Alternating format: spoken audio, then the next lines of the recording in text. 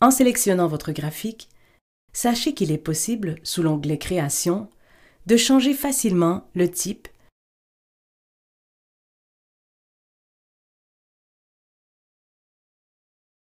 le style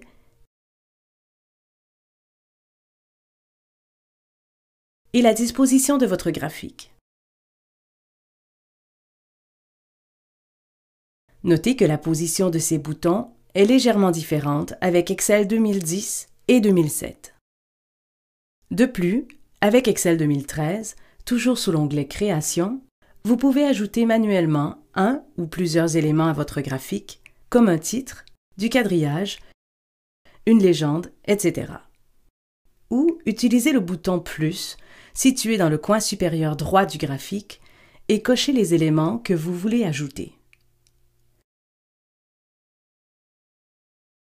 Si vous utilisez Excel 2010 ou 2007, ces éléments peuvent être ajoutés à partir de l'onglet Disposition. Lorsqu'un élément est présent dans votre graphique, celui-ci est encadré en vert avec Excel 2013, mais en orange avec Excel 2010 et 2007. Avec Excel, il est donc possible, par exemple, de mettre ou enlever les graduations sur l'axe horizontal ou vertical.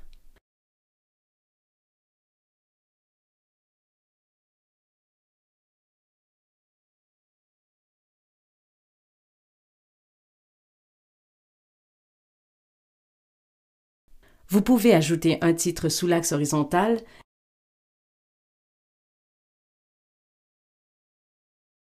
et un titre à l'axe vertical. Au besoin, ajoutez un numéro et un titre à votre graphique.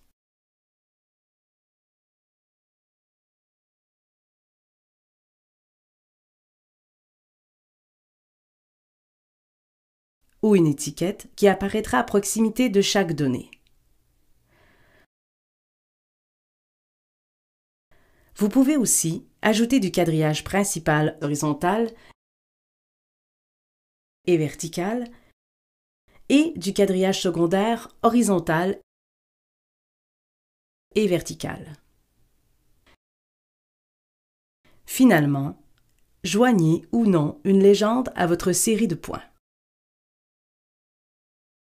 Pour plus de détails à propos des barres d'erreur et de la courbe de tendance, regardez nos vidéos explicatives sur l'ajout d'une courbe de tendance et sur les incertitudes des points d'un graphique. Si vous voulez ajouter une zone de texte pour afficher par exemple le symbole permettant d'identifier un axe accompagné de son unité de mesure, il faut cliquer sur l'onglet Insertion, ajouter une zone de texte, puis cliquez à l'endroit où vous voulez ajouter la boîte de texte.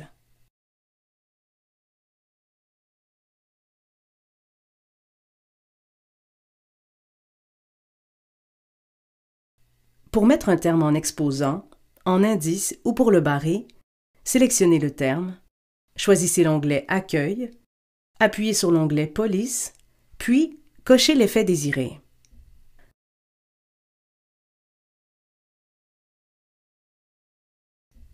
Pour ajouter une lettre grecque dans une boîte de texte, appuyez sur l'onglet Insertion, puis sur le bouton Symbole. Sélectionnez la police Symbole dans le menu déroulant, cliquez sur le symbole de votre choix, appuyez sur le bouton Insérer, puis fermez cette fenêtre.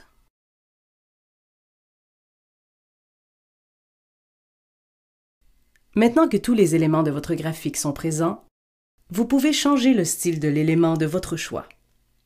Pour cela, sous l'onglet Format d'Excel 2013 ou sous l'onglet Disposition d'Excel 2010 et 2007, il faut d'abord sélectionner l'élément dans le menu déroulant. Supposons que vous choisissez, par exemple, le quadrillage principal de l'axe horizontal. En appuyant sur « Mise en forme de la sélection », plusieurs options s'offrent à vous. Avec Excel 2013, ces options se trouvent sous Remplissage et lignes, Effets et parfois, pour certains éléments de graphique, sous Taille et propriétés ou Options de l'élément sélectionné. Avec Excel 2010 et 2007, les mêmes options sont disponibles dans le menu à gauche de la fenêtre. Voici donc quelques exemples qui pourraient vous être utiles. Pour chaque série de points, sous l'onglet Options de marqueur, il est possible de choisir le type et la taille des marqueurs dans votre graphique. Il est même possible d'en afficher aucun. Pour chaque axe, vous pouvez modifier sa valeur minimale et maximale et la valeur de l'unité principale et secondaire. Les graduations principales et secondaires devraient normalement être des multiples décimaux de 1, 2 ou 5 afin de faciliter la lecture. Au besoin, appliquez une échelle logarithmique à votre axe avec la base de votre choix. Sous l'onglet Nombre du format de l'axe, dans la catégorie Nombre, vous pouvez choisir le nombre de décimales à afficher. De plus, pour plus de clarté, il peut être intéressant de changer la couleur du quadrillage secondaire et le style du trait pour le mettre en pointillé. Choisissez le quadrillage secondaire de l'axe de votre choix, appuyez sur Mise en forme de la sélection et choisissez la couleur et le type de tiret qui vous convient. Avec Excel 2010 et 2007, ces options sont sous l'onglet Couleur du trait et Style de trait. Finalement, pour votre information, notez qu'il est aussi possible de sélectionner directement les éléments dans un graphique, mais cela peut s'avérer parfois difficile puisque certains éléments peuvent être très petits ou même invisibles. D'autre part, après avoir sélectionné votre élément, le bouton droit de la souris peut souvent offrir des raccourcis intéressants. Par exemple, en sélectionnant une série de points, le clic droit de la souris permet de sélectionner des données, ajouter une courbe de tendance ou même faire la mise en forme de la sélection.